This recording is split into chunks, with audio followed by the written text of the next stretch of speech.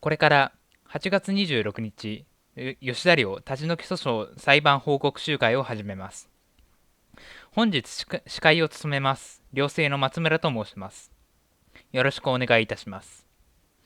概要欄のリンクより Google ドライブのフォルダにアクセスし、集会資料をご覧ください。今日の集会のスケジュールを説明します。まずはじめに、吉田寮自治会から開催意図の説明、近況報告を行います。続いて、弁護団より、本日、京都地裁にて行われた8月26日の吉田寮現島食堂明け渡し請求訴訟第8回口頭弁論の被告側が行ったプレゼンを再演してもらいます。次に、吉田寮を支えてくれている寮外生、元寮生より応援のスピーチを行ってもらいます。お手元に各登壇者についてスピーチ原稿またはスライド資料を日本語と英語の両方の資料に載せております。そちらを参考にしてお聞きいただけると幸いです。トイレ、失礼。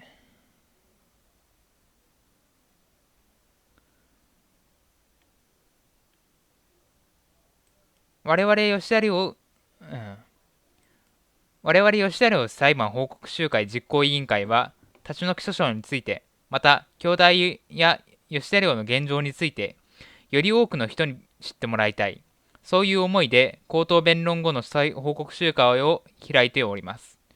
今回は、対面、オンライン、両方での開催となりました。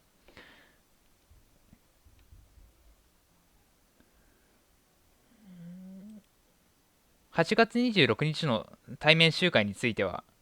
私たち裁判報告集会実行委員会は開催の方向で動いているものの、この動画を録画している時点で開催するか否かはまだ決定していません。しかし、現在我々がこういうことを考えているのだと知ってもらうためにも、皆様には現段階での声明を共有することにいたします。そのため、内容に若干の誤りがあるかもしれません。ご了承ください。吉田寮は京都大学の学生寮であり、現在およそ120人の寮生が住んでいます。ご存知の方も多いかもしれませんが、吉田寮で居住し生活する寮生に対して、2017年12月に兄弟当局は一方的に在寮期限を定め、寮生の追い出しや学生寮での、失礼しました、えー寮生の追い出しや学生寮での活動制限を画策してきました。2019年4月に兄弟当局は当時吉田寮に居住していた京都大学の学生およそ100人のうち20名のみを被告とし、住居としている寮の建物から追い出すことを目的とした明け渡し請求訴訟を提訴しました。2021年3月の追加提訴により現在の被告は43名となっております。この裁判は2020年にはコロナ禍による口頭弁論延期を挟みながらも現在も続いており、2021年8月26日には第8回の口頭弁論が京都地裁にて行われました。一方、2020年以降は新型コロナウイルス感染症という未曾有の感染症が世界的に流行しており、未だ画期的な治療法などは確立されておりません。2021年8月25日現在では、京都府内を含む各地での感染者数は過去最大を更新し続けており、医療資源の逼迫により、新型コロナウイルス感染者を含む体調不良者は十分な医療を受けられず、救急医療などの医療資源にアクセスできず、症状が悪化する、あるいは亡くなる人も増えています。コロナ禍が引き起こした状況として、感染流行阻止のためとはいえ、経営活動が縮小され、働き口がなくなって収入が減った人たちが増えています。この状況に対して十分な経済保障がなされているとは言えず、貧困層が増え、危険を承知で感染の恐れがある労働現場に行かなければならない人たちも大勢います。それだけではなく、人と直接会うこと、話すことは控えるべきだとされてきた状況で孤立し、日々の楽しみを不要不急だと言われ、自粛している人も少なくありません。なぜこの後に及んでまだ寮生を住居から追い出すための裁判を京都大学当局は続けているのでしょうか。未曾有の感染症流行下で住居から追い出されるかもしれない、勉学、研究を継続できなくなるかもしれないと不安を抱える学生を意図的に作り出すことによって、その悪しあ失礼不安を抱える学生を意図的に作り出すことについて、その悪質さや危険性を京都大学は本当に分かっているのでしょうか。私たちはもとより学生を寮から追い出すことを目的としたこの明け渡し請求訴訟を批判し、取り下げを要求してきました。現当の老朽化対策や現在の吉田寮の在り方について、仮に京大当局が希望する変更点があるのであるならば、その旨をまず寮に居住する当事者である吉田寮自治会と話し合って進展させるように一貫して要求してきました。私たちは引き続きこの吉田寮現当明け渡し請求訴訟の取り下げ、吉田寮自治会と話し合うことを京大当局に対して求めます。そして改めて、感染症流行下で寮生の住居を奪うことを目的としたこの危険な裁判が即刻中止されることを望みます。裁判所が口頭弁論の中止や延期をすればいいのではないかと思われるかもしれません。しかし、2020年3月からの半年間、新型コロナウイルス感染症流行のために口頭弁論が中止となった期間が実際にありましたが、その間も原告・被告間での書面のやり取りによって裁判は進行し続けるということが分かりました。口頭弁論なき裁判の進行とは、吉田寮についての扱いがより一層の密室で進んでしまうことを意味しています。よって、今の状況において必要なのは、ただ口頭弁論の中止や延期だけでなく、裁判自体の取り下げなのです。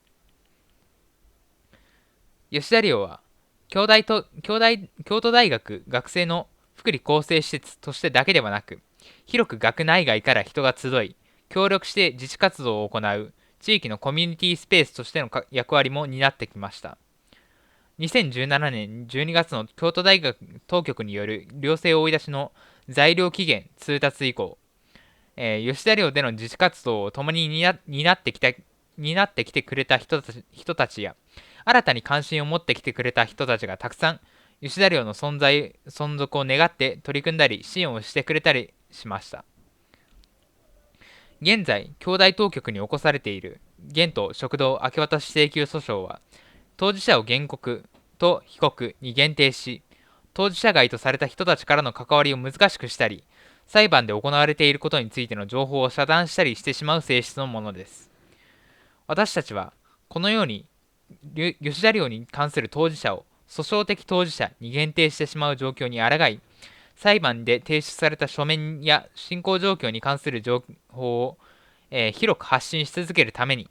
毎回の口頭弁論期日のたびに裁判報告集会を開催してきました。今回も寮生追い出しのための不当な裁判が進行している状況において、2021年8月26日に口頭弁論が行われるのであれば、当日裁判報告集会を開催します。感染症流行下において、人と人がどのようにつながるか、コミュニケーションを行うかは、私たちの誰もが直面し、悩んでいる課題です。直接空間を共有しないオンラインの形式ならどうでしょうか。確かに、人が集まる場所を特定の地域に限定しないことにより、コロナ禍以前、いつも開催場所としてきた吉田寮や、京都市内から遠隔の地域にいる人たちや、外出が困難な人たちと、寮内や京都市近郊に住む人たちとの間には、参加にかかる条件が同じという利点はあります。しかしながら、オンラインによる集会や交流会への参加にかかるハードルは、やはり人それぞれ違います。帯域幅の広いネット環境を用意できる経済力や、落ち着いて参加できる住環境を持っているかどうかによって、参加者が選別されてしまいます。また、オンライン企画の参加者にとっては、人と直接会わずに済む安心した環境かもしれませんが、その環境を用意するための機材を作る工場労働者、通信環境を作り工事をする整備士などに感染リスクを外部化しているだけかもしれません。対面集会を開催する際には、主催者や参加者に感染リスクが伴います。吉田寮では2020年4月より感染症対策の一環として、寮生の手洗い消毒、マスク着用、寮内で感染者が発生した場合の連絡体制やロックダウンに備えた準備を継続してきました。また、公開イベントや寮外からの来寮を停止していました。これらの感染症対策によって、2021年8月現在まで、吉田寮内からの新型コロナウイルス感染者は、2021年1月に発生した1名に抑えられましたが、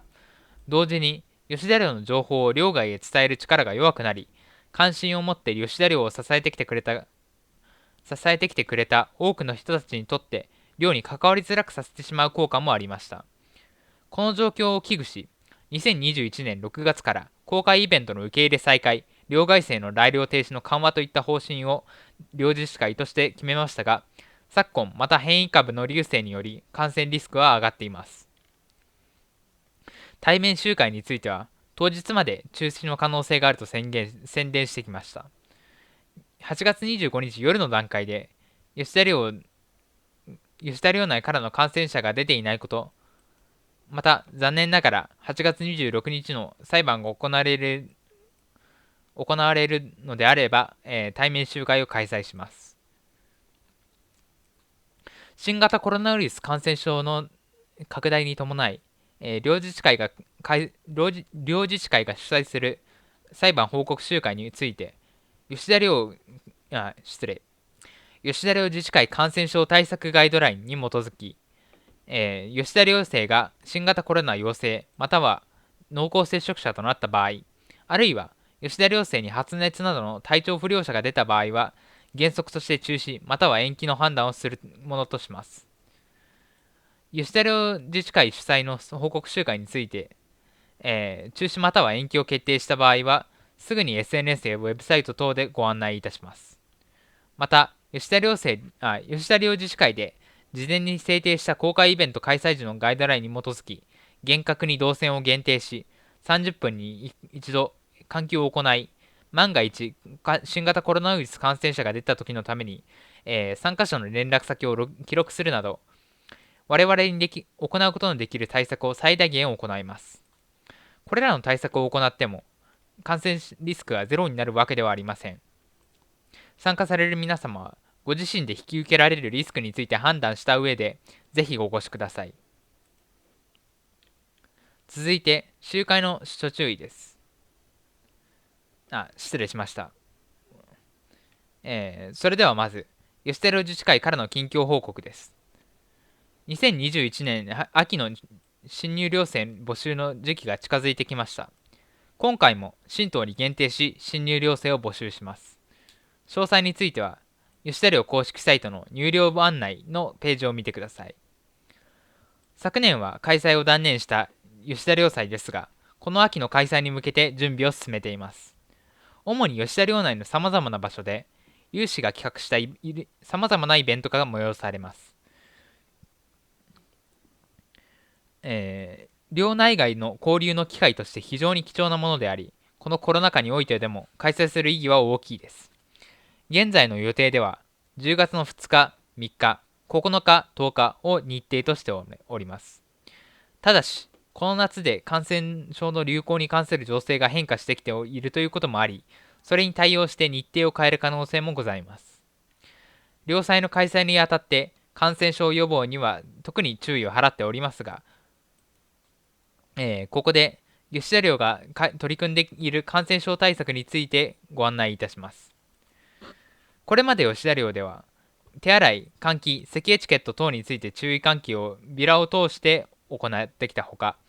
陽性者が出た時の処置として、ゾーニング、炊き出し、陽性者の個人情報取り扱い等についての用意を進めてまいりました。そして最近では、寮でのイベントの再開を見据え、イベント開催にあたってのガイドラインを策定するなど、吉田寮が活動の幅を広げるための準備を進めております。詳しくは公式サイトをご覧ください。続いて、現在行われている裁判について簡単に説明します。従来、吉田寮自治会は兄弟当局と建物の老朽化対策について話し合い、合意の下で新党を建設するほか、原島を補修する方向で合意形成を行ってきました。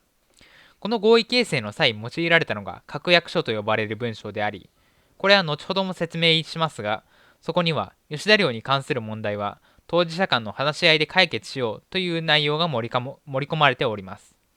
当時の学生担当理事、副学長もこれに合意しておりました。しかし、2015年に兄弟当局は老朽化対策に関わる交渉を一方的に打ち切り、話し合いを拒否したまま、2017年には全寮生に対する退去通告を発表しました。これは新しく建てられたはずの新党からも退去するよう命じていることや、確約書を無視していることなど、不合理な点をいくつも抱えており、吉田寮自治会は再三抗議と話し合いの申し込みを行いましたが、当局はこれらを一切無視し、少人数による交渉でなければ認めないと、両性が不利となる条件を一方的に突きつけるにとどまりました。それどころか当局は、吉田寮側が当局の条件を受け入れ、学生担当理事との少人数交渉に応じた際も、寮生への恫喝や合意形成はしないと発言するなど、不誠実な態度を取り続け、やはり一方的に話し合いを打ち切るなど、話し合いによって問題を解決する姿勢を一切見せることはありませんでした。現党からの一時的な退去を受け入れるという情報を見せても、当局の堅くなな姿勢は変わりませんでした。そのようにして当局との話し合いが滞る中、通告に応じない寮生を相手取り、2019年4月26日、食堂を含む吉田寮原島の明け渡しを求め、訴訟を提起しました。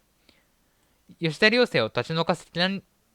何をするのか、確約書をなぜ無視するのかなどは完全に不明のままです。吉田寮自治会は安全性を口実に全寮生の追い出しを迫る兄弟当局に対して話し合いにより適切な形での現党の老朽化対策を実施することを求めて働きかけ続けてきましたが、現在に至るまでこの恫喝的な訴訟の取り下げはなされておりません。それでは両生側弁護団の一人森田弁護士により、今日裁判所で行った被告側のプレゼン内容と同じ内容の動画を上映いたします。どうも、吉田寮側被告ら訴訟代理人弁護士の森田でございます。本日8月26日に、京都地方裁判所で行いました、プレゼンテーションについて、ここで、再現をしてみたいと思います。それではちょっと始めさせていただきます。今回、被告らは準備書面13、吉田寮の文化的価値という表題で、書面を提出しました。これどういう書面かということなんですが、本件において原告は老朽化を根拠として明け渡しを求めています。したがって原告は、京都大学は本件建物を明け渡しの後、収居する予定であるということは当然の前提としていると考えてよいと思います。しかしながら、本件建物、吉田寮は歴史的価値のある重要な建物であり、適宜の補修の上、学生寮として利用可能であるにもかかわらず、これを安易に収居することは許されるものではありません。この書面では、その建物としての吉田寮の重要性について述べるものです。吉田寮は1913年、大正2年9月に、京都帝国大学宿舎として山本治兵衛と永瀬教場さんの設計により建設されました。食堂部分は東の端東端に置かれた便所や階段室の構成は1889年の参考の建築物が主要部材をそのままにして移築されたものというふうに調査の結果が出ております。居室に関して言うと、1人部屋用と2人部屋用とがあって、すべて畳敷きの和室でして、現状では8畳から10畳の部屋が26室、60畳から7.5畳の部屋が95室あります。すなわち木造建築物として非常に大きいものであるというふうなことが言われます。実際に寮に来られた方は分かると思いますが、E の字型で南寮、北寮、中寮というふうに寮が並列される。そしてそれが管理棟でつながっているという形の構造になっております。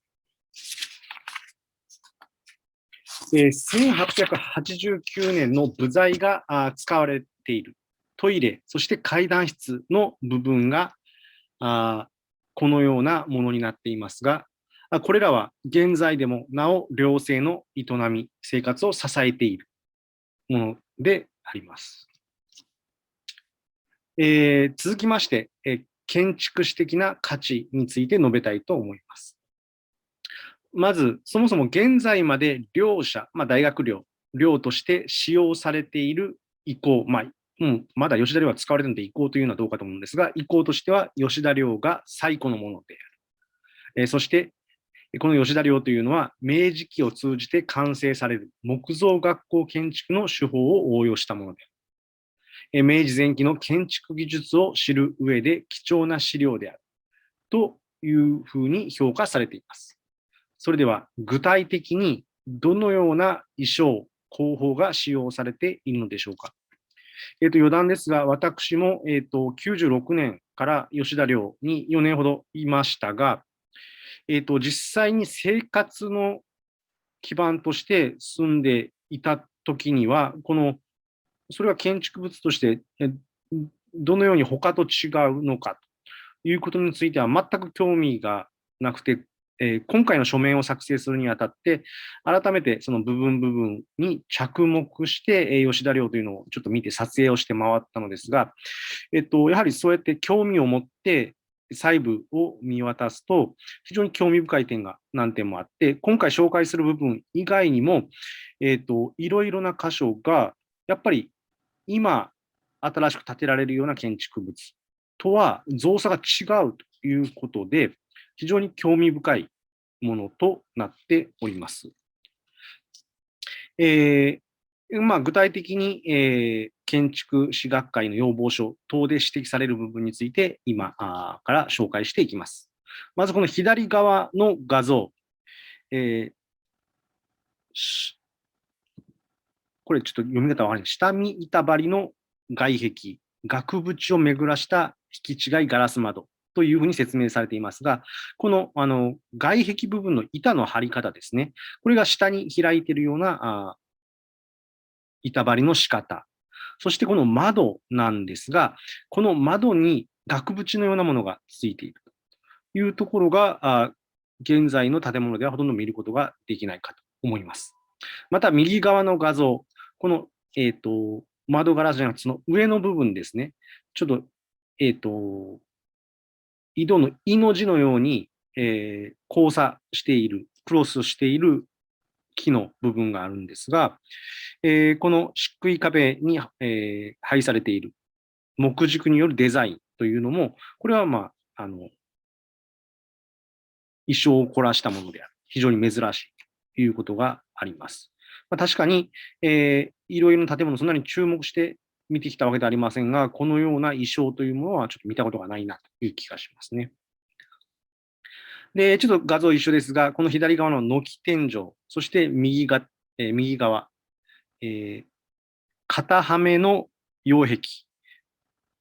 この下の部分が板ではまっている。板製になっているというものも、明治時代の木造学校建築の手法というふうなことが言われているようです。次にこの手すりですね。手すりの、この溝のように彫ってある、これも衣装としてデザインされた、優れたものであるというふうなことが言われています。また、この左側の画像、天井ブラケット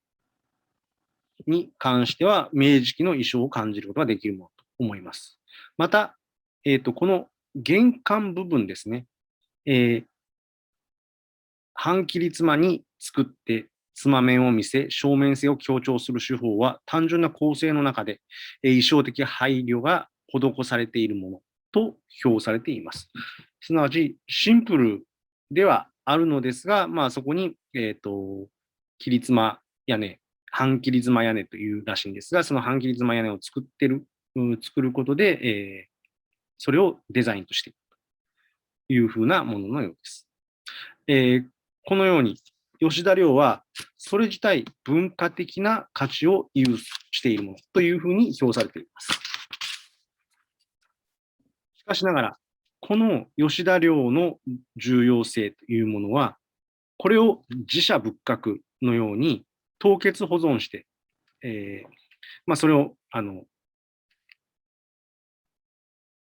中に人が住まない、いわば美術品のようなものとして保てばよいというものではありません。吉田寮は学生寮として、その学生たちの営みにおいて初めてその文化的な価値が見出せるものであるということが言えます。それについてはちょっと今からお話しします。建物の動的保存、文化的景観の必要性ということで、ちょっと耳慣れないワードかもしれませんが、文化的景観を構成しているというふうに捉えることができます。この文化的景観というのは何かというと、これはもう法律、文化財保護法で規定があるのですが、地域における人々の生活、または制御及び当該地域の風土により形成された景観地で、我が国民の生活、または制御の理解のため書くことができないものと規定されています。具体例として挙がるのは、例えば棚田というものが挙げられます。これは単に建築物そのものだけに注目するのではなくて、人の営みを含めた全体の価値を、それ自体を文化財として評価する概念であるということが言えます。そして、そのような文化財、単にハードではなくて、それを使うソフト、人の営みというものがある、この文化財は、動的保存、すなわちそこで住み続ける、使い続ける、人の営みがそこであり続けるという動的保存が適切であるというふうなことが言われています。翻って、この吉田寮という建物は、一人建物としての価値を超えて、そこに学生たちが居住し、でそこで自主的な活動を行うということ、それ全体を含めて保護の対象とすべき文化的景観を形成しているものと捉えることができます。まとめに入ります。この13準備署名なんですが、まとめますと、まず、吉田寮は文化史的価値のみならず、建築学上も重要な意義を有する存在であるということ。そして、近代日本の歴史的建築資産としてかけがえのない存在であるというふうに評される文化的価値を持つ建物であるということが言えます。これを宗教することはまさしく蛮行である。文化に対する蛮行であると言わざるを得ません。さらに、本件建物、吉田寮は、そこにおける学生の営みを含めて、保護されるべき重要性を有するものである。保護されるべき文化的景観を形成しているものであるということができます。この点から、そのソフトと言ってもいいんでしょうか。人の営みである学生たちを追い出すことは許されるものではなく、この点からも本件明け渡し請求は棄却されるべきであります。以上のような形で、ちょっと繰り返しになりますが、建物としても重要だし、さらに建物プラス人の営みがあることそのもの自体が価値なのであるというふうなことをこの書面では主張いたしました。ちょっと簡単ではありますが、以上で、今回の書面のご報告を終わりたいと思います。以上です。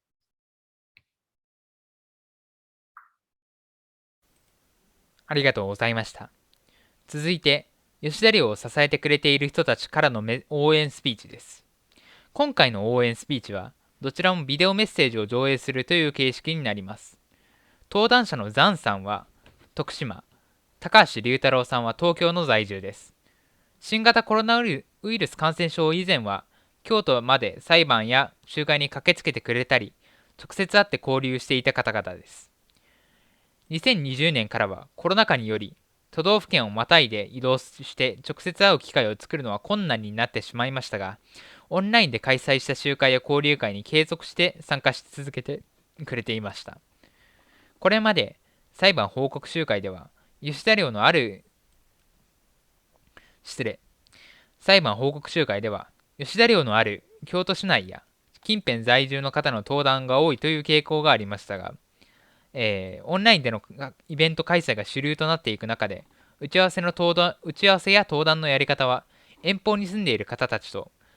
京都市近辺に住んでいる方たちとでほとんど変わらず展開できることが分かり、今回登壇していただくことになりました。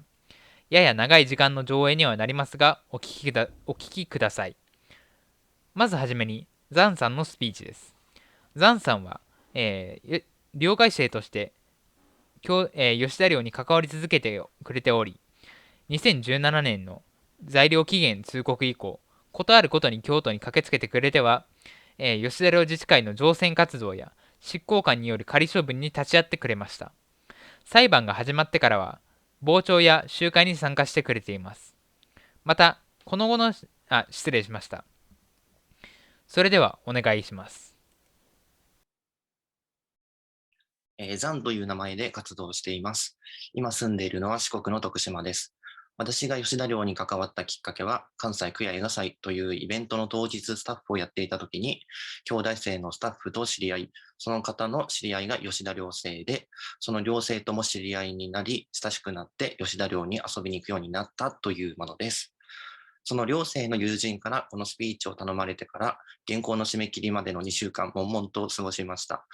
最初にざっくり書き出しただけでも話す量が多くなり、割と自分の話ばかりになってしまっていました。でも、寮生と何度か関わりながらも、私がどんな人か知らせることは何かの糧になる場合もあり、知らせないのはもったいないとも思い、なんとか圧縮して話せないかを考えました。寮では実はそこまで個人の込み入った話はしてこなかった気がするし、寮外生は実はこんな人だったんだという狙いも込めて話してみたいと思います。今日は寮外生の私は何してきた人なのかという話、それによって今後、寮生と話をするきっかけにしたいのと、寮外生から見た吉田寮というテーマでお話ししようと思います。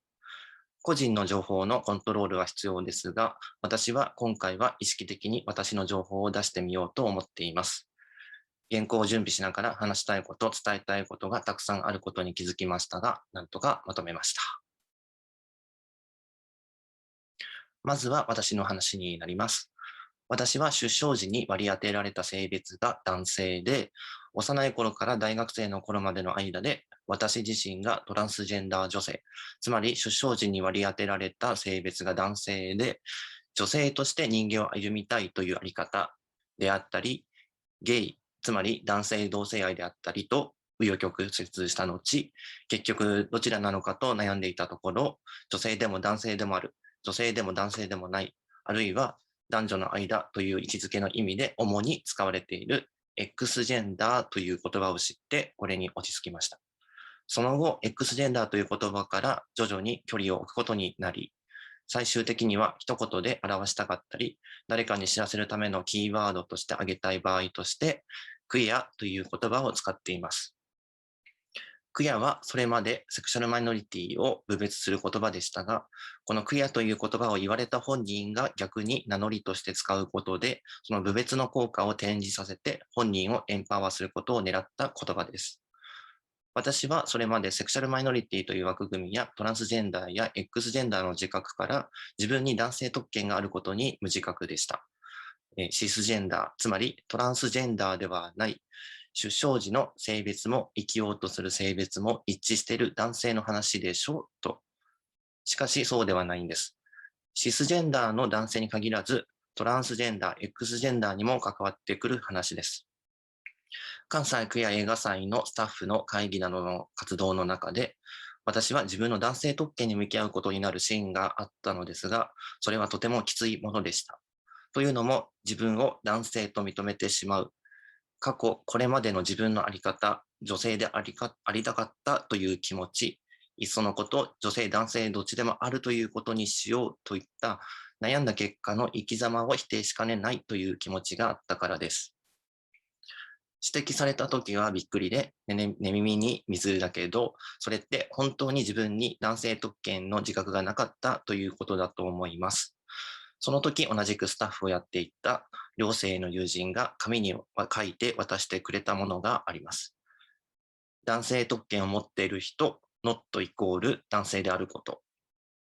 つまり、男性特権を持っている人は必ずしも男性であることはなく、男性ではない人が男性特権を持っている場合もあるということです。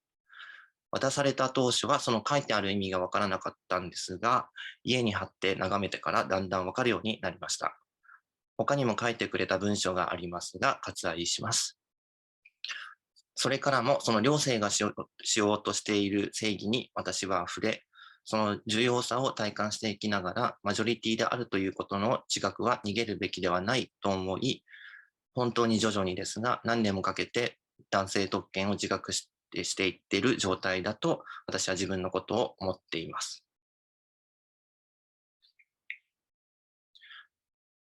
私は高校まで千葉の南部の田舎に住んでいて、千葉市にある大学へ進学しました。そこで心理学を学び、カウンセラーに関わる資格やセクシャルマイノリティに関する研究をしたいと思い、四国、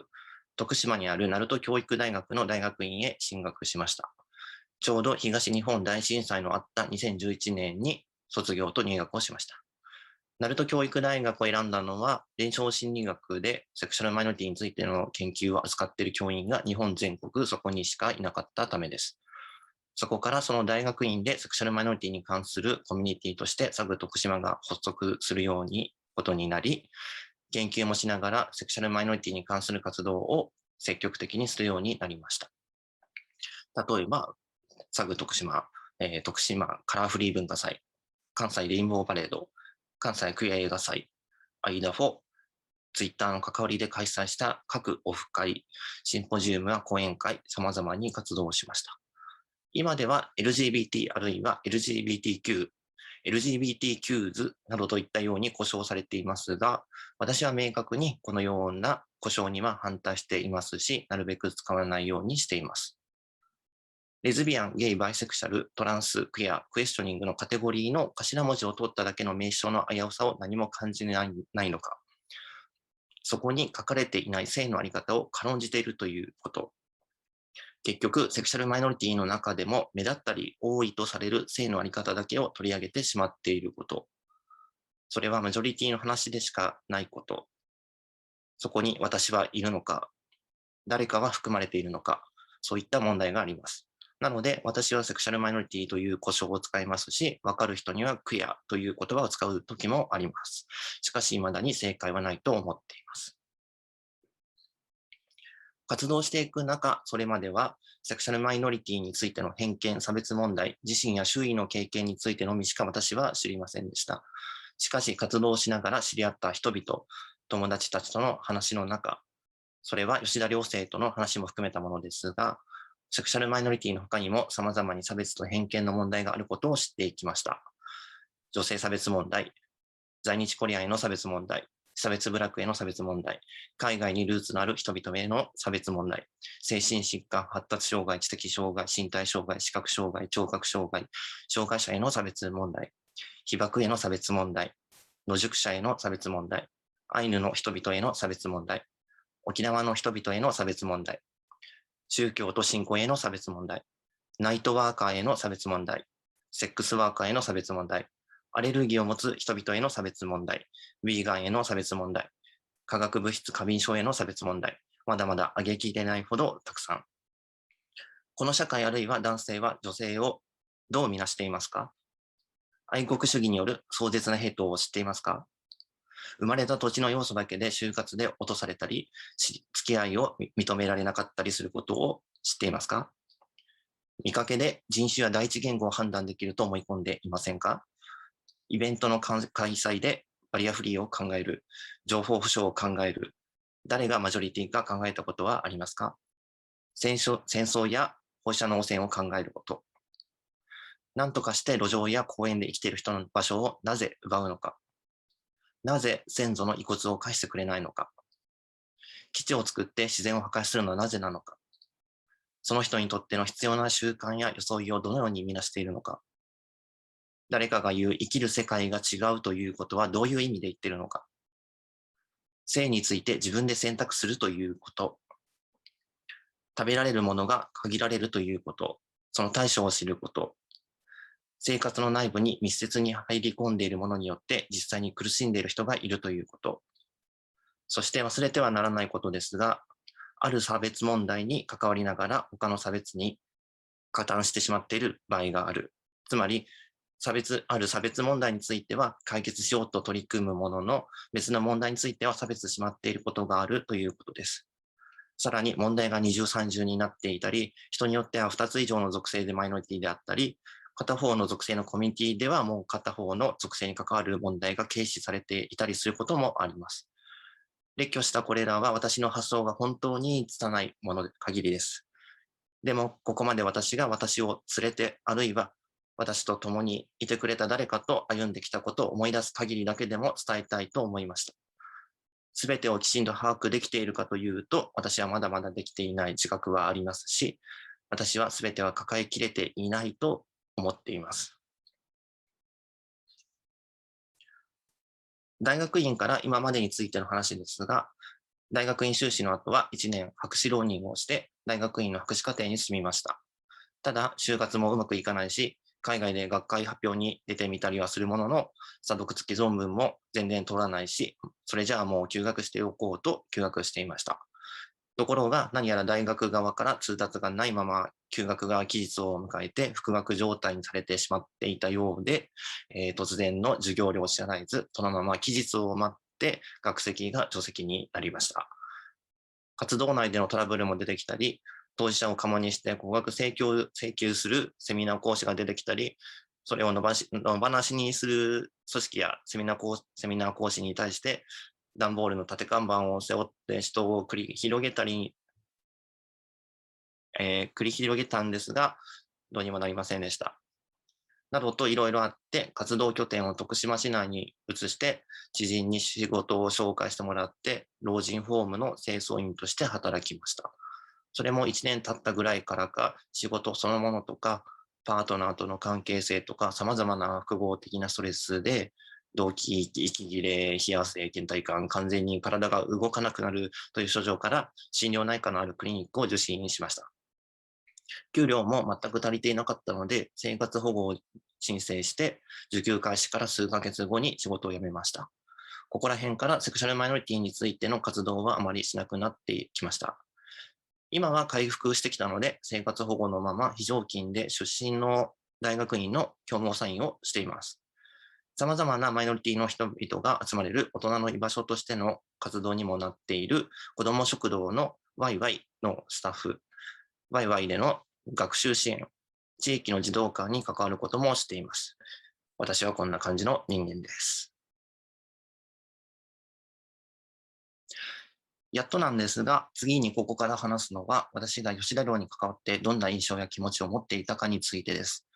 私が寮の友達との関わりの中で、その友達からさらに別の寮生と関わるようになり、親しくなり、話すようになり、人と人を通してさらに吉田寮のことを知っていきました。最初に会った寮生は、実はお互いの印象が悪かったんじゃないかと思っています。9年ほど前、とあるセクシャリティに関するイベントで、有志で音楽の演奏を企画したのですが、その時にその寮生が来てくれました。練習で集まった時に吹奏楽部で指揮者の経験があった私は音楽指導的なことをしてみたのですが、何やら寮生の態度を見ると不満な様子で、私はそれを見て、どうしよう。何か気に障ることをしてしまっているかもしれない。何かご意見があればと尋ねてみたところ、そもそもの演奏のクオリティはどう求められるのか、記憶が定かではないですが、つまり、その指導的態度の体育会的なマッチョなやり方は本当にそれでいいのかという指摘だったと思います。なるほどと思って、私は指導的なことはやめて、みんなそれぞれのタイミングが分かるための練習、合わせるだけ合わせてみるというやり方にシフトした記憶があります。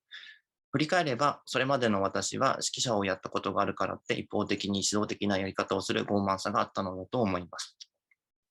その後、両生徒は関西役や映画祭のスタッフで再び関わるようになりました。それから寮に関わることがどんどん増えていって、その寮生とも親しくなっていきました。私が最初の方で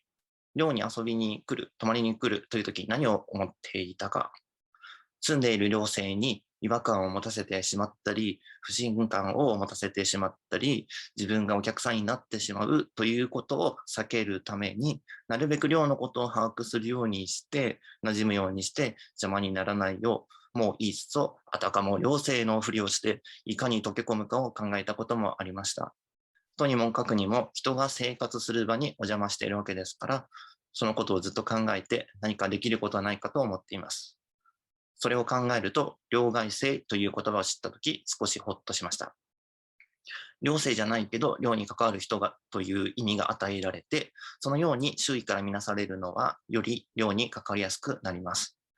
知らん人にも寮外生ですと言います。誰々の友達でなんじゃれでとしか言えないよりも心細くないと思います。吉田寮生の一人と知り合い、京都大学でイベントの会議をしたり、イベントをする中、徐々に他の吉田寮生や寮外生と知り合っていきます。北部祭典で寮生がやっていた居酒屋での関わりが強く印象に残っています。吉田寮生のどうやって思いつくのかわからないような様々な魅力的な企画、京都大学の受験日程に合わせた吉田寮紹介パンフレットの配布、そこでの当局への対応、ビラを作ったり、配布したり貼ったり、縦缶や横断幕を書いたり作ったり、仮想決起に参加してみたり、鍋交流会を企画したり、ビラを作って貼って回ったり、吉田寮に関わっていなかったらやる機会のなかったことがとても多いです。楽しいことだけじゃないというよりも、楽しいこと、それ以前にその場を作るということ自体にかなりの労力が割かれているのも知りました。例えば、寮生の友達たちに会いに来たというとき、何時から会議で何時からなら空いてて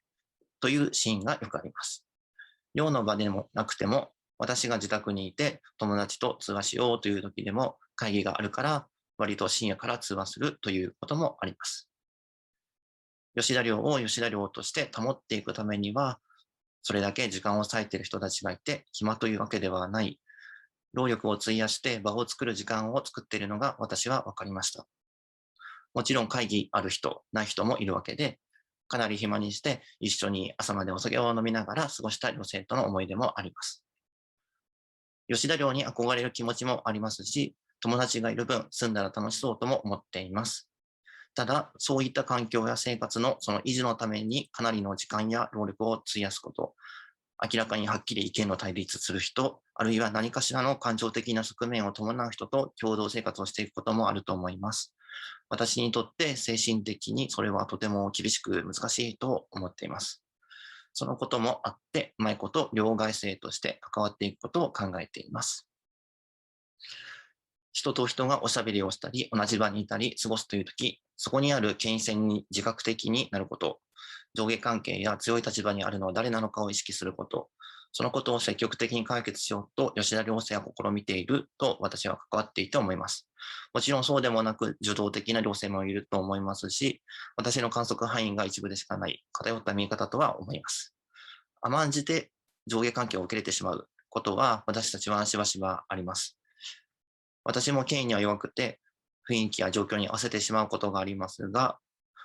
どうにもこうにも許せないポイントあるので、ブチッときたら批判するところはしてきたんじゃないかなと思っています。大学の授業で教員がセクシャリティに関する差別発言をしたら、リアクションペーパーで指摘したのが2件なのは普通なかもしれないんですが、大学院の寮で社会人入学者を含めて男子会をするとなった時に、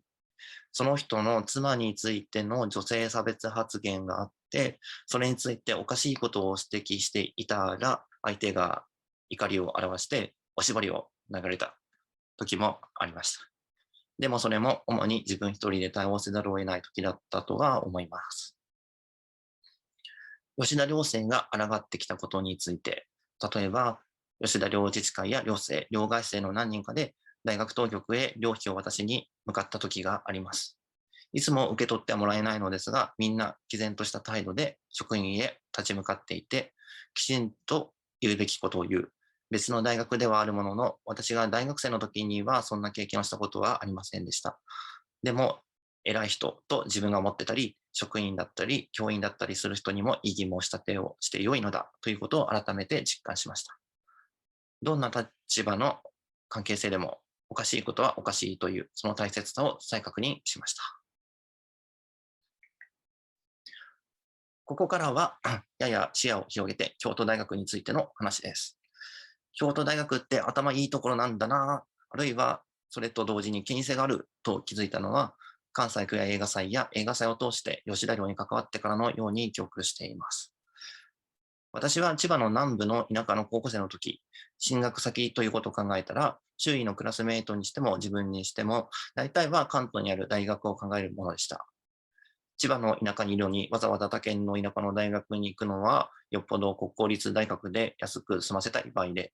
私も最初に受けて落ちた国立大学に対してはそんな感じだったと思います。東京大学が一番に難しいんだろうなという印象は持っていたのですが、当時の私にとって、京都大学は地方の大学なんだなという印象だったと思います。そんな感じで田舎とはいえ、関東しか知らない関東の人間の関東中心主義的なフィルターがかかっていて、関東以外、特に関西の具合が見ていなかったように思います。とはいえ、進学について熱心に調べている人や難関大学を考えるとしたら、京都大学ももちろん知っていたと思います。京都大学の面白い友達や知り合いを見ていて、京都大学って面白いと思っていた時期が私にはありました。京大の時計台のところで売ってたハンドタオルを買ってはしゃいでいた記憶があります。後で寮生の友達に諌められました。割と昔の話です。今思えば、当局に資金与えてもらったとも思います。私が吉田寮に関わるにつれて、大学側が学生に何かしてきてる。なんか取り締まるようなことをしてきてる。兄弟生もいろいろいて、大学全体が一枚岩ではない。そういったことに気づいていきました。兄弟生や吉田寮生の中でも、自分がエリートであると自覚していて、かつそれを自分の人生を豊かにするために使う人々もいれば、そもそも無自覚な人もいたり、自覚していて何とかして脱するやり方はないかを考える人もいる。あるいはそれを別の権威構造の中でうまいこと機能させて、自分の弱者としての立場を何とかしていく人もいるということが見えてきました。実際にそのエリート主義の部分が寮生の友人はずっとしていたし、いろいろな角度から見て問題を洗い出していくことのやり方を知りました。自分に返って考えれば、学位による権威性は私にもあって、修士を出てるとか、除籍とはいえ博士課程に行ったことがあるとか、もっとローカルには学部としては徳島ではかなり難しいとされている鳴門教育大学の大学院を出ているということとか、いや、これは学部と院が必ずしも同じとは全く限らず、鳴門教育大学では院受験の方がはるかに簡単だと思っています。むしろ大学を出ているということそのものとか、そういったこと、そうではない人から見たらどう見えるかを想像しないといけない。さらには属性はどうなのか。私が長男、つまり社会的に男性だからなのか。大学進学ができたのではないか。妹が高卒で働いたのは、それは本人の選択に社会的な何かが影響していないか。私が高校の時に入っていた市民吹奏楽団の帰り、楽団員たちと夜中までファミレスにいたりしてから帰ってきても親から心配されるだけで許されるという状況はなぜ可能か。母子家庭で母親が仕事をして、家事をして、食事を作って、それらを当たり前のように当時の私は見てしまっていたこと。あなたや私が好きにできているということ、何も気にせずにできていることについて、下駄を履いていることをマジョリティとして意識しないといけない。そういったことを考えるようになったのも、寮生の友人と一緒にいた関西クエ映画祭のスタッフをやっていた中で知っていったことからでもあるし、映画祭に関わらなくなってからも、寮生の友人が行動してきたこと、話してくれたこと、寮として動くときに考えること、女性差別に抗うこと、権威構造を見ること、その場のコミュニケーションがどうなっているのか、どうさせてしまっているのか、どうさせられてしまっているのかを考えること、これらのことが強く影響をしています。ここまで特に吉田寮生の一人に関わったことでという話が多くなってしまいましたが、それだけ寮生一人一人に影響力があるということだと思います。吉田寮に関わることで私にとって気づいたことが多いということです。でもそれは一方的でもあったり、搾取にもなっているとは思うジレンマもあります。とも思う一方で、むしろそれを打破するためにも、両外生の私の情報をいろいろ出してみる、知ってもらう、そのことで対話や交流のきっかけになるんじゃないかとも思っています。いろいろと話してしまって、どちらかってしまいましたが、私の話が皆さんの何かになればなと思います。そして、このように散らかし放り投げてみた話題から、寮生の皆さんとまた交流ができたらと思います。吉田寮は私に限らず生きにくいと感じている人がいられる居場所にもなっていると思っています。ここまで聞いてくださってありがとうございました。ありがとうございました。続いて、高橋龍太郎さんのスピーチです。高橋龍太郎さんは、1970年から75年の間に吉田寮に在寮されていた元寮生です。吉田寮や京都大学での学生生活において経験されたこと、考えられたことについてお話ししていただきます。途中、1972年の吉田寮生による看護学生寮ストームという、当時女性差別事件として批判されたセクシャルハラスメント事件についての言及があります。当時の吉田寮は、日本人男子学部生のみの男子寮でした。当時の吉田寮生の行いを私たちが肯定することはありませんし、男性中心主義は現在に至るまで向き合うべき私たちの課題として存在しています。今回は歴史的証言としてこの集会の場で言及していただくことに決めました。高橋さんのスピーチは20分間です。それではお願いします。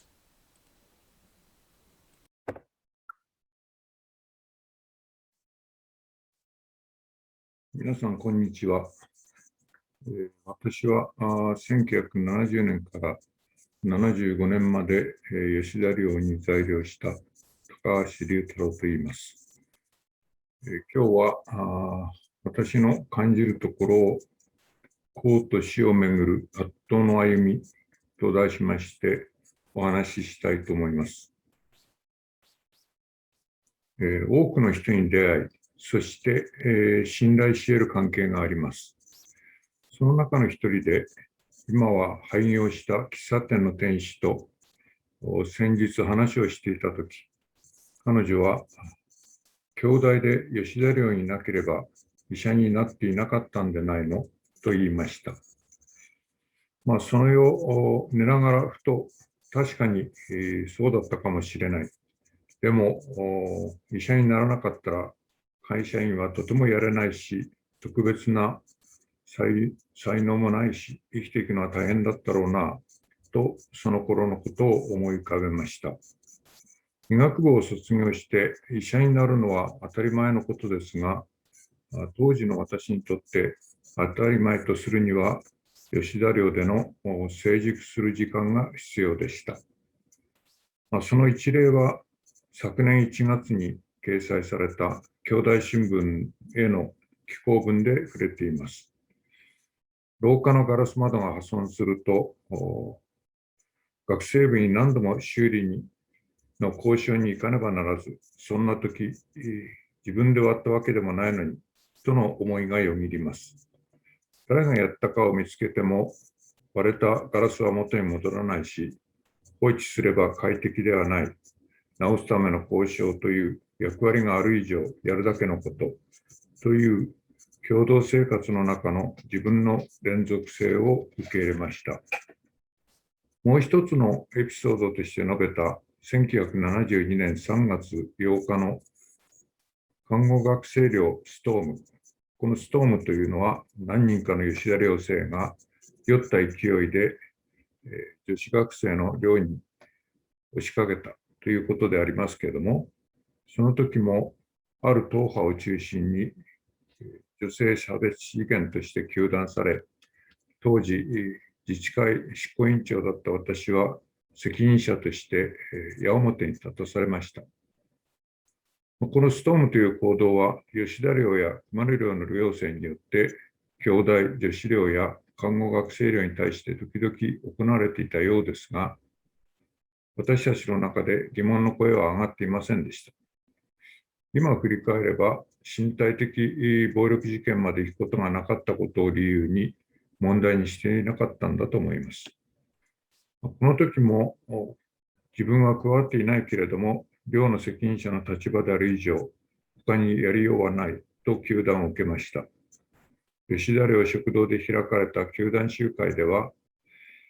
糾弾に立ち上がった看護学生が最初に短く私たちに講義をし、その後は代わりに男性の活動家が女性差別や部落差別を追求するという展開となりました。数回の糾弾集会が開かれた後、連絡も途絶え、立ち消えになりました。当時は目前に迫った沖縄返還をめぐってさまざまな政治潮流が生死をかけてぶつかり合うという状況で、きっかけとなったストーム事件について、私たちの中で組織だった議論は含まれませんでした。私個人では、ボーヴォワールなどの著作を読むようになり、特に高村一世の女性の歴史や母系性の研究には魅力を感じました。発刊されていた高村一世雑誌なども購読していました。この事件に触発され、ブラック解放運動に加わった寮生もいます。このような王と死が、同居し、連続する生活は、私は隠し家事のもの以外の何者でもあり得ないことを自覚し、医者になることを当たり前のこととして受け入れる成熟の時間となりました。下宿やアパートとは異なる自治寮という時空間を共有する場は、その後も私の考えに影響を与え続けました。自己の有限性を自覚し、主体的に生きようとする道です。この道は、例えば、利己と利他をめぐる議論にも深く関与していると思います。利他とは何かという最近の本でも、共感や同情に基づく利他への疑問が述べられ、一人の人間というものの無力に立った親鸞の他力思想が利他に近いとの指摘や、真の個人主義が真の利他主義であるという考えが書かれています。卑近な例ですが、週に1日外来をしている病院では、職員食堂で昼食を食べます。一つのトレイに5、6個の副食が並べられ、その上にラップがかけられています。各自一つずつ取るのですが、湯気で温められて、密着したラップから最初に取るのが手間取ります。さて、取ろうとすると、棚に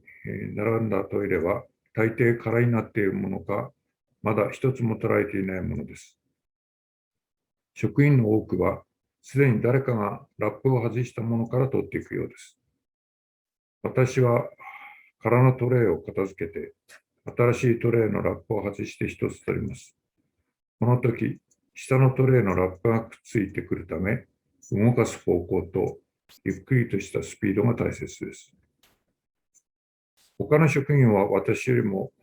休憩時間が短いので、その程度のことはどうということはありません。でも私が感じることは他の人も感じているでしょうから、たまたま目の前に空のトレイがあったら片付けてもいいのになと思ってしまいます。言いたいことは、他の人のためというよりも、連続する日常の中でたまたま出会ったことは、その流れを断ち切る理由がない限り受け入れる。利他かどうかというのは結果的についてくることであるというものです。レッド・イット・ゴーに近いかもしれません。もし断ち切る理由があれば、阻止に努力します。これに関連して、当時、夜な夜な読書をしながら考えたことに、連帯や強制があります。友人の倫理学者、川本隆さんが分かりやすく記述しています。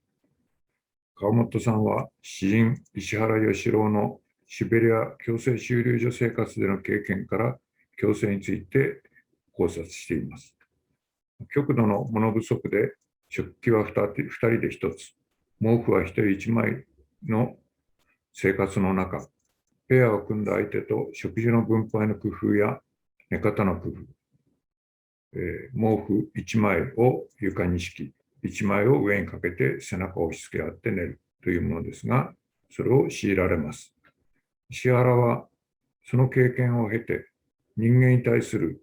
不信感こそが人間を共存させる。無傷な喜ばしい連帯というものはこの世界には存在しないと言い切ります。そして、同志社大学大学祭での講演の後、学生から、じゃあどう生きればいいのかと質問されると、日常生活を丁寧に生きようと答えたそうです。川本さんは石原の詩、世界が滅びる日にを引用しています。世界が滅びる日に風邪をひくな、ウイルスに気をつけろ、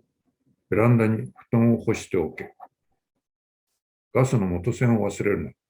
電気釜は8時に仕掛けておけ。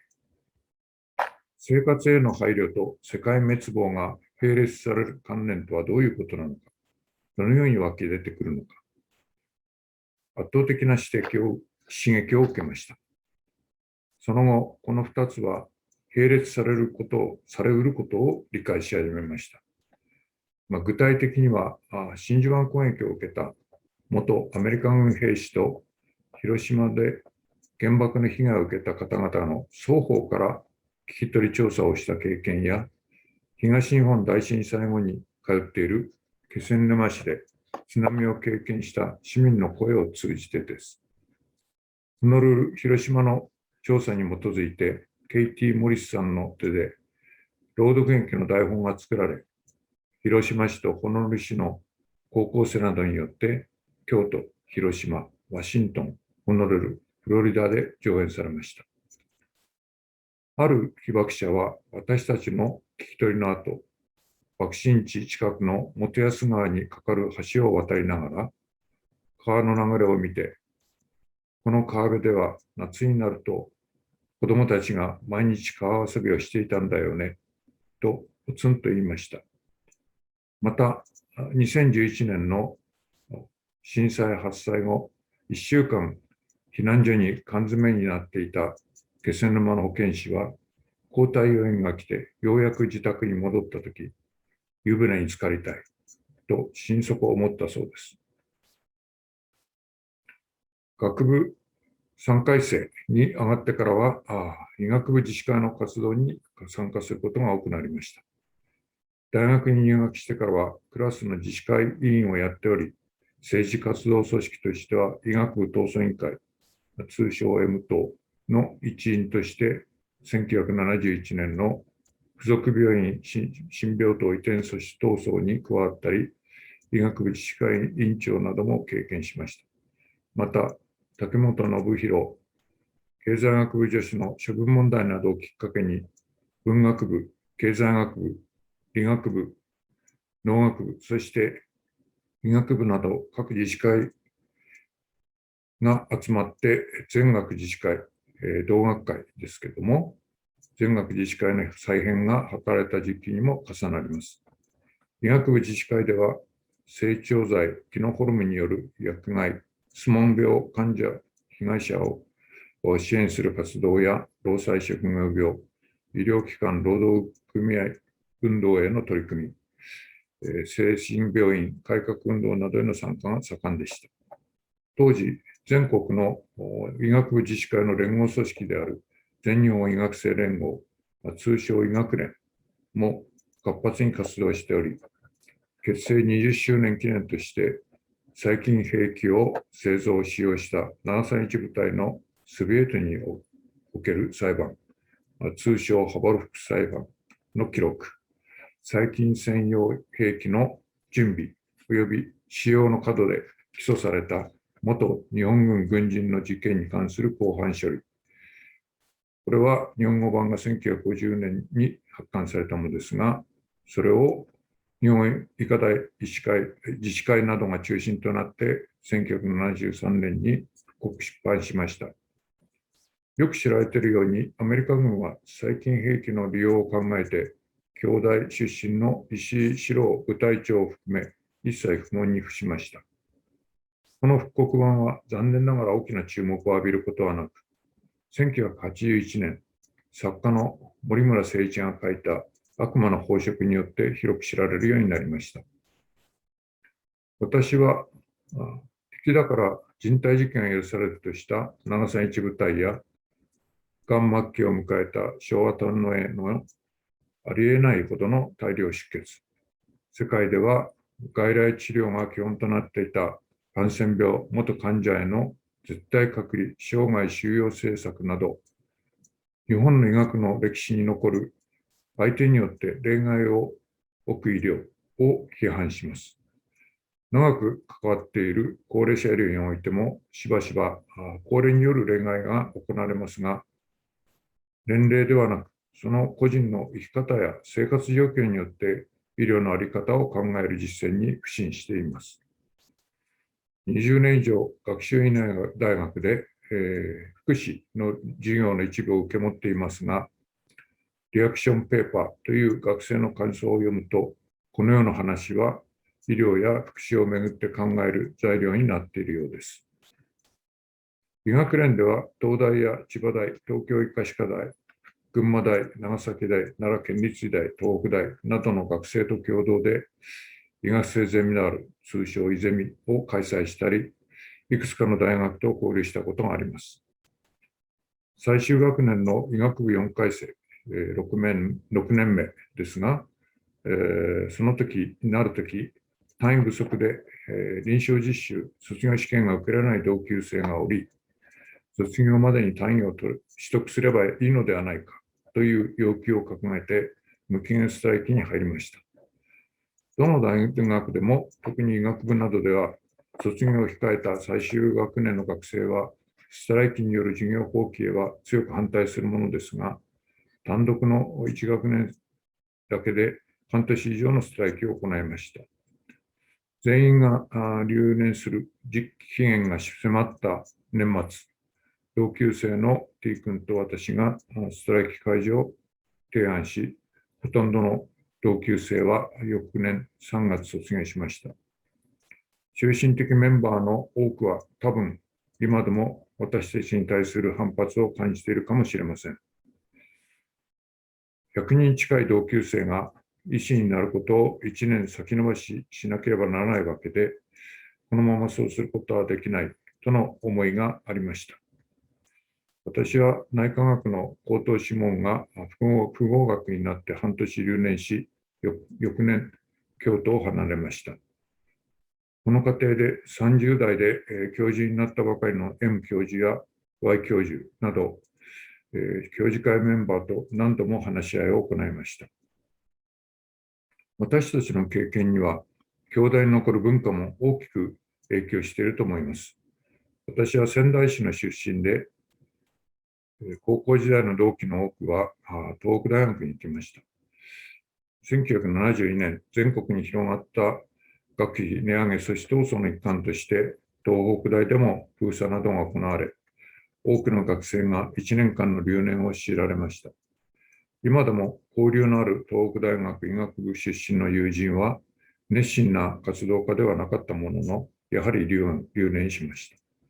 ごく一部の学生は期末試験を受けて進級したそうです。大学側は学生の分断を狙って深い傷跡を残したのです。当局に守られて試験を受けるのかどうかという踏み絵を作るなどあってはならないことであり、京大にはその流れが来ないことを祈ります。今回の大学側による吉田寮生への提訴の過程を見ると、当時の教官との著しい違いを感じます。この違いの理由を考えなければなりません。長くなりました。最後にタイトルの公と私について考えていることをお話ししたいと思います。社会に生きる私たちは私人の面と公的な面を持ちます。医者という職業によって生活することは公的な生活の局面です。友人とは私人として付き合います。当たり前のようですが、この公と私のギャップにこだわります。数年前本を読んでいて、ギリシャの哲学者ソクラテスは公的なものと私的なものの区別を超え、公人であることと私人であることの価値転倒をもたらしたという記述を見つけました。ソクラテスは自分の言動について十分反論の余地があったにもかかわらず、自ら死を受け入れ、毒人参を煽りました。公的な土俵の上で、相撲を取ることを拒否し、私人を貫いたと言われれば納得できます。この背景には、古代ギリシャのエーゲ海に面したイオニア地方に存在したイソノミア、日本語では無支配と言われることがありますが、それにあるとの指摘があります。このイソノミアイコール無支配は、その後アテネでデモクラシー、多数者支配に変質させられたというのです。デモクラシーは公人と私人を分ける階級対立であり、私人イコール自由でありつつ、公的イコール平等であれというイソノミアの原理に引き付けられます。民主主義をめぐっては、その由来、理論、未来など大きな議論が沸き起こっている現在、価値ある提案であると思います。部族主義を廃し、自由な意見を述べる評議会と男女平等に基づく自治区を形成しているシリアのロジャバでの戦いは、国家を形成せず、クルド人を含む多民族で構成されており、この思想の現実化を目標としているように感じています。現在、極めて困難な状況にあると想像しますが、なんとか踏みとどまってほしいと思っています。石田寮のように自治運営を自分たちで責任を持ちつつ担っていく共同体は、外から見ると自分たちの好きなようにやっていると思われがちですが、高度な倫理性が求められます。自らを治めることは容易ではありません。仕事について給料をもらい、友人と語り合うという当たり前のことを考え続けています。私人である私の公的な医者としての信条を最後に示します。我々は余計なお世話をしているのかもしれない。Less is more。この最後の言葉は建築家のミース・ファンデル・ローエの言葉です。ご清聴ありがとうございました。